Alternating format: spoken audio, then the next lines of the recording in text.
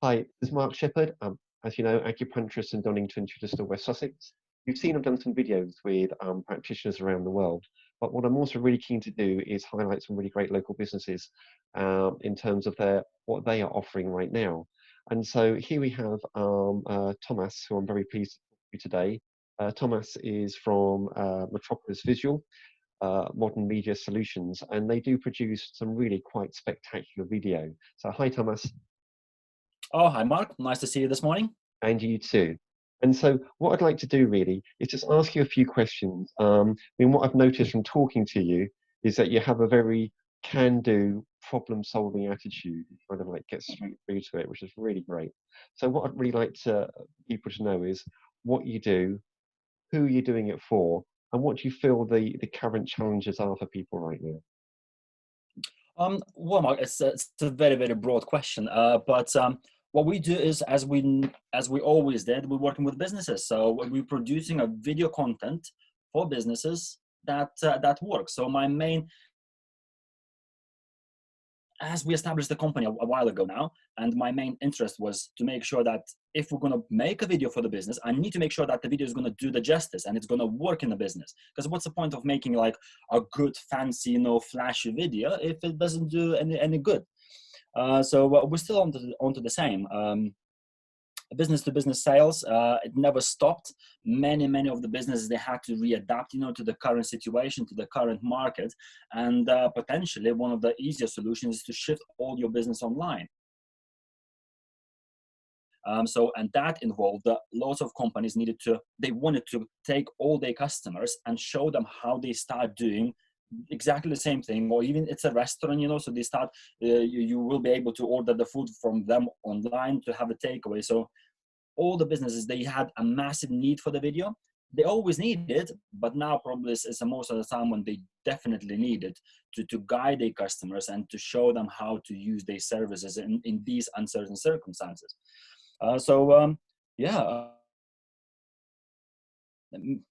Don't know what else to add on top of that, but as all the business need to survive, so we need to adapt. And with the video production, we're just helping businesses to do that online. Simple. Communicate with your clients. Don't lose them. Absolutely.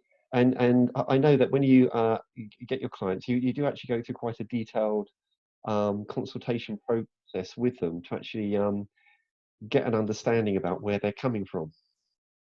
Yeah, that's probably one of the things I love about my job is for me to produce a video for the business to target a specific challenge they are having.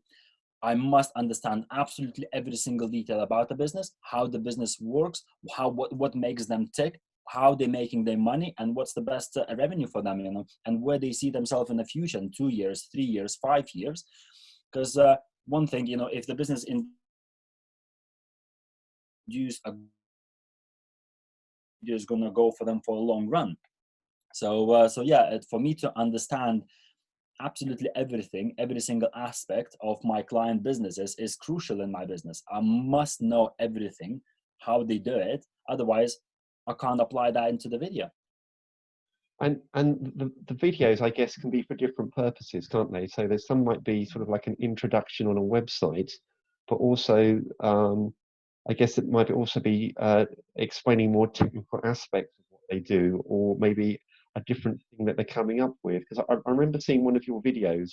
It was to do with a gentleman with bicycles, and he Yeah, wanted to explain to people what he was actually doing, what this service is actually brings. I think it's something to do with suspension. Is that right? yeah, Um, yeah. and so, can you tell us a little bit about that? Um, it was yeah. So video is the closest thing to a real human being. We had the targets like it was one of the companies, was the business model was very complicated, and for the salespeople to go into other businesses and try to sell the products they do, it was very difficult. So they basically needed at least 15 or 20 minutes to explain to a potential client how their business working and what they actually selling. What we did with the copywriter's help, and we managed to condense all needed information into less than 2-minute video to explain exactly what the business sells, and how and why it's going to be beneficial for the client. So, but yeah, statistically speaking, funny enough, is people are, well, not people are saying, is a well-known fact that no matter how complicated your business is, in a well-produced video, you can explain that within a minute. Because bearing in mind, in the video, you can show and say. You can do it at the same time, you can do it simultaneously, or you can do it like, say one thing and show different things. So you can almost kind of extend the length of the video up to 2 minutes if you're doing two different things at the same time. But that's not a purpose. But yeah, any video, any business, no matter how complicated it is, you can do it in 1 minute. That's the beauty of that. And that's a quite important point as well, isn't it? Because someone might want 20 minutes to explain something, but people aren't really going to stay there for that amount of time for an introductory clip.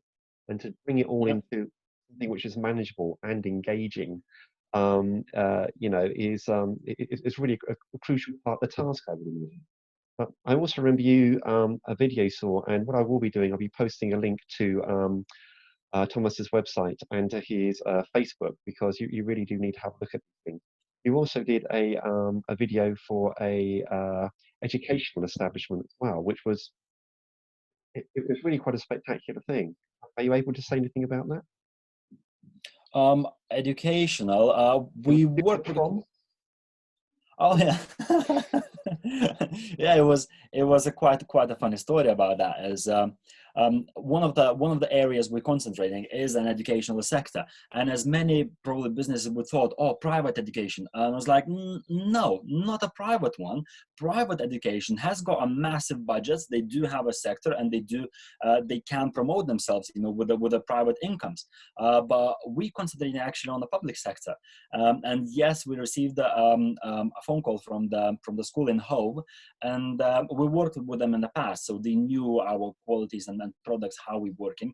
And the question was very simple. I said, Thomas, by any chance you could come in, by the end of the year, we're having a prom night. Could you come in with the cameras and film, kids dancing for like a couple hours and do like a short video? And I was like, yeah, but it's not going to do justice, so let's do it properly. So yeah, if you could include the link of the prom night into description of the video, that would be great. So as I say, from the brief I had on the phone, by asking Thomas, can you come in for a couple hours to film a prom night and just do a short video, of the prom night, and it will be surprisingly to have a look what we actually come up with. So we went very close at what most people would call it as almost like a wedding video, well, in that sort of way. So from the preparation to the whole finishing off. But yeah, it was a fun. So we are creative people, and we must be creative people in this industry.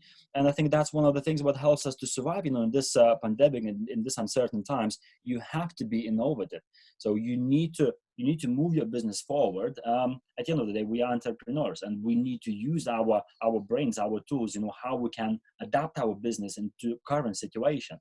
So not go all the way down and say, oh no, I can't do it. No. If you can't do it, you should have been working for somebody else. But you started your business by yourself, so you have a passion in you, and you must rise. I know it's tough times. It's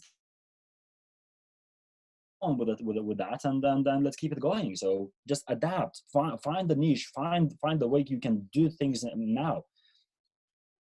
Yeah, that really is great sentiment. And talking to someone here who's producing great videos, you will notice a few little pauses in mine due to the internet, which seems to happen with Zoom generally.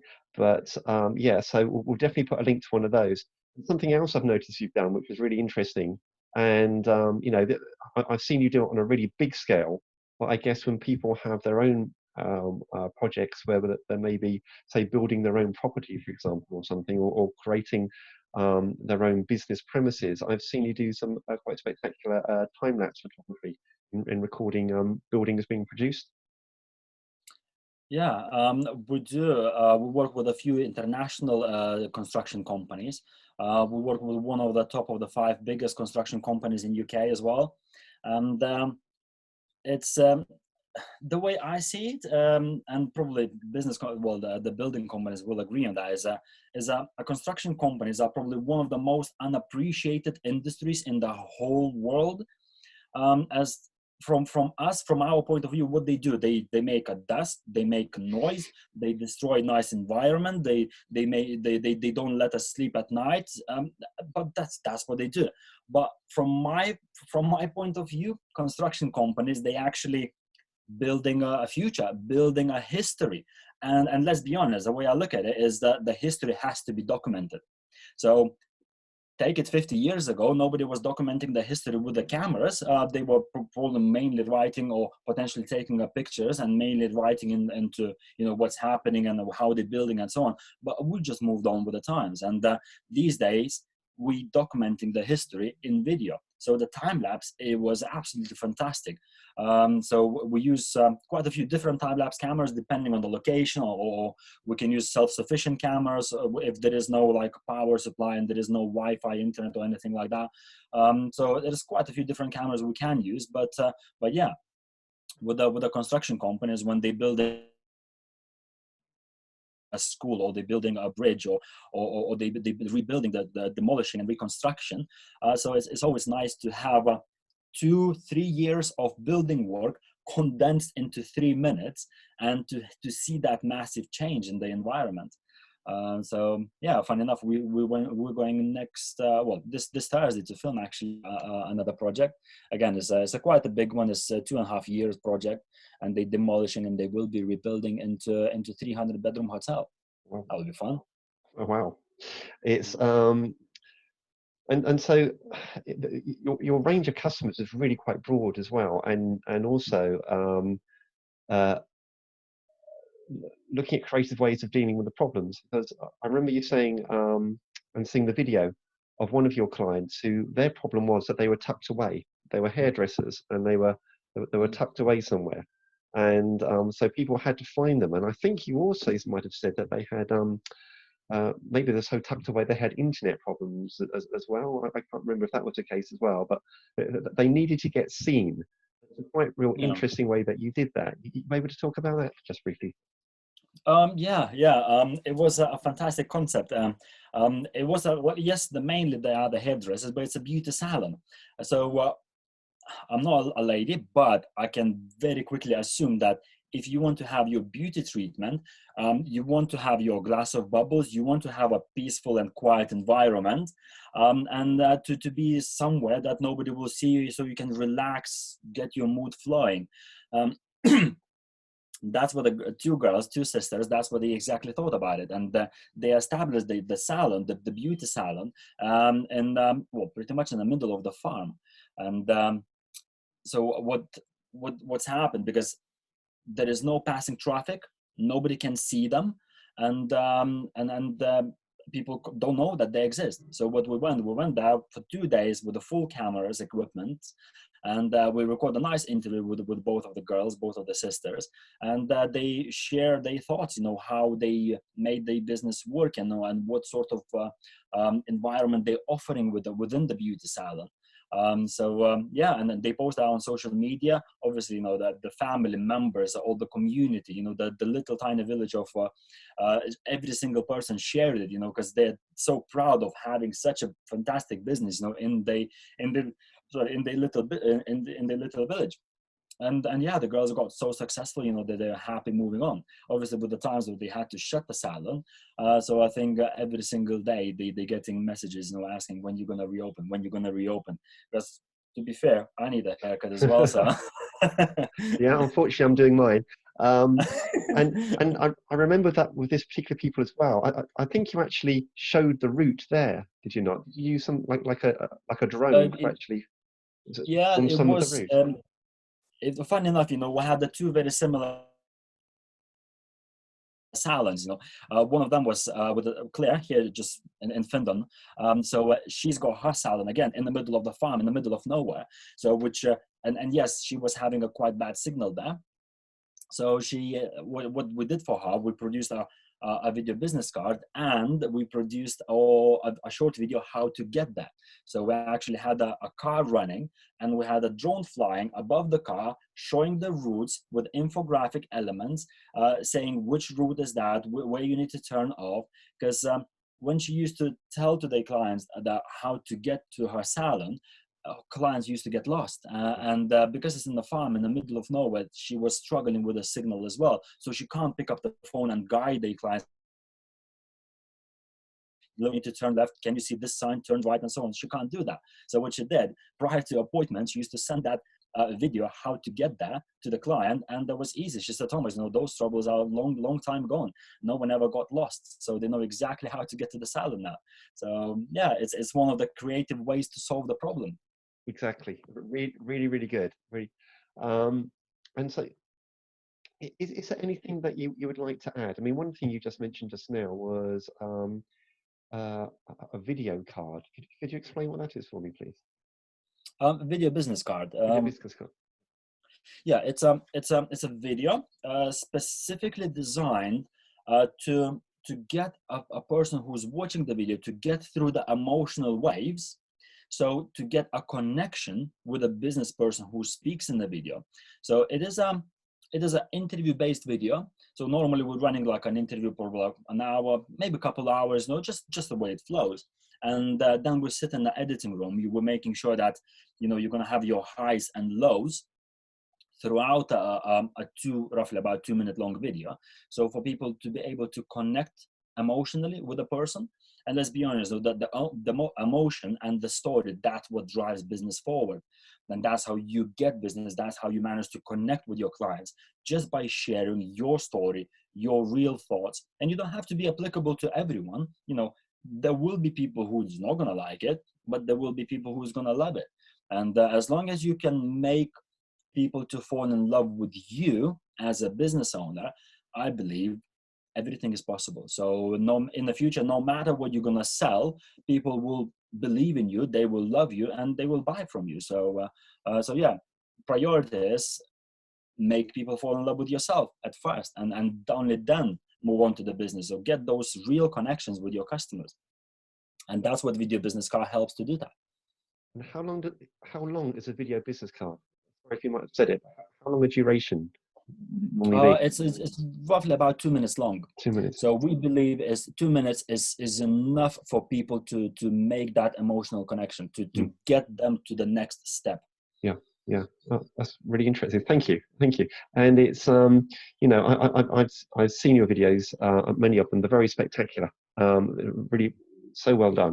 And if you'd like to send any links that you would like me to, and I'll put them down the bottom for anything you want to direct people to. Now, the last question I would ask you is, what are your geographic limits in terms of who your customer might be? Do you feel that you're quite local based, or you are breaking up? Oh, I'm sorry. You are breaking up, Mark. Can you say again, please? Can you hear? So, in terms of geographic limits, I mean, how near or far could a client be for you? Well, we're concentrating on a few different clients. So as I say, for us, as educational sector is very important, the construction companies and hospitality. In terms of hospitality, we're working with the restaurants who are with the private owners of the restaurants, and we're working with the big franchise companies like Michelin Butlers, where they got across the UK, they got 1,800 restaurants. So it's a lot. And we do travel. We're working with the national and international companies. So if I could say how far I could travel, the sky is the limit. in a few months' time, we've got a planned trip to China. Believe it or not, I don't know is it going to happen. It's probably going to be delayed a bit. But again, we're working with a shipping company where they have their ferries, across the world. So we're going to need to go out there, film them, and to produce that content, for their marketing. So honestly, anywhere, I will go anywhere. Thank you for that, because the nature of the internet is that videos are likely to be seen internationally, and so that's good to know. Well, thank you very much for your time today. I think and I hope people can see the enthusiasm that you bring to things, and also you're kind of like the problem-solving way that you think. And yeah, so if you'd like to send any links through, that'd be brilliant. and I will put them below along with your contact details. And it's been great to talk to you today.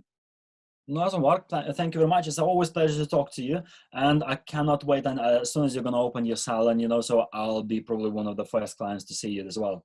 That'll be perfect. Be good to see you. All the best. Bye bye.